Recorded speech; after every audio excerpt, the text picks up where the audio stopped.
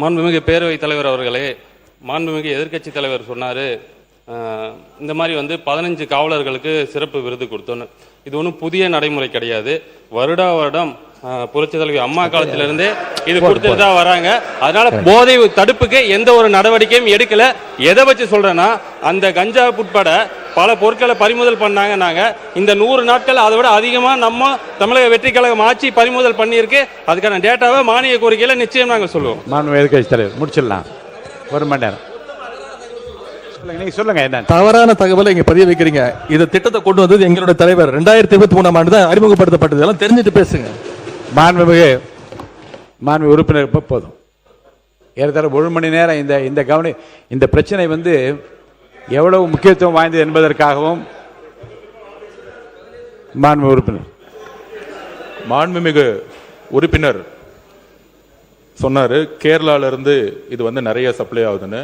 இதுக்கான நடவடிக்கை தான் கேரளால இருந்து ஹோம் மினிஸ்டர் இங்க திரு ரமேஷ் சென்னிதால் அவர்களும் சரி, எங்களுடைய முதலமைச்சரும் சரி, இதற்கான அனைத்து திட்டங்களும் நடந்துகிட்டு இருக்குங்கிறத நான் இந்த இடத்துல பதிவு பண்றேன். கேரளாவுடைய ஹோம் மினிஸ்டரும் தமிழ்நாடுடைய ஹோம் மினிஸ்டரும் சேர்ந்து கூடிய விரைவில் கடுமையான சட்ட நடவடிக்கைகள் மூலம் கேரளால இருந்து தமிழ்நாட்டுக்கு வரக்கூடிய அனைத்து ட்ரக்ஸ் உடைய வழிகளையும் மூடுவதற்கான அனைத்து பணிகளும் ஸ்டார்ட் ஆயிருச்சுங்கிறத நாங்கள் பதிவு பண்றோம். சிறப்பு கவன ஈர்ப்பு தீர்மானம். தேனி மாவட்டம் ஆண்டிப்பட்டி தொகுதி தும்மக்குண்டு மேகமலை பகுதிகளில் விவசாயம் செய்யும் விவசாயிகள் குறித்து எதிர்க்கட்சியில் இருக்கிற அனைவரும் எழுப்பிய கேள்விக்கு அரசின் சார்பாக உரிய விளக்கங்கள் இல்லை. எனவே அதை கண்டித்து நாங்கள் வெளிநடப்பு செய்கிறோம்.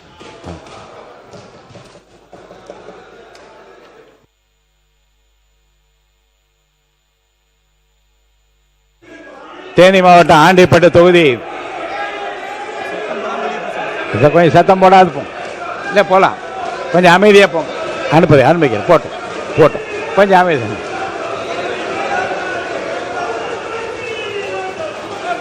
கொஞ்சம் அமைதியாக வெளியேறுங்க. அமைதியாக வெளியேறுங்க. வாங்க. மாண்புமிகு முன்னாள் முதலமைச்சர் எடப்பாடி கே பழனிசாமி அவர்கள். மாண்புமிகு பேரவைத் தலைவர்களே, விதி எண் 55 கீழ் கவன ஈர்ப்பு கொடுக்குறாங்க. எந்த கவன ஈர்ப்பு கொடுக்குறாங்களோ அது சம்பந்தமான கருத்துக்கள் சொன்ன பிரச்சனையே கிடையாது. அவை திசை மாறி போய் கொண்டிருக்கின்றது. கிட்டத்தட்ட பார்த்தீங்கன்னா நீங்க 1 மணி நேரம் 2 மானிய கோரிக்கை அதிக அளவில் நேரம் ஆகும். ஆகவே இனி எதிர்காலத்தில் இது ஒரு முன்னுதாரணமாக இருந்துடக்கூடாது.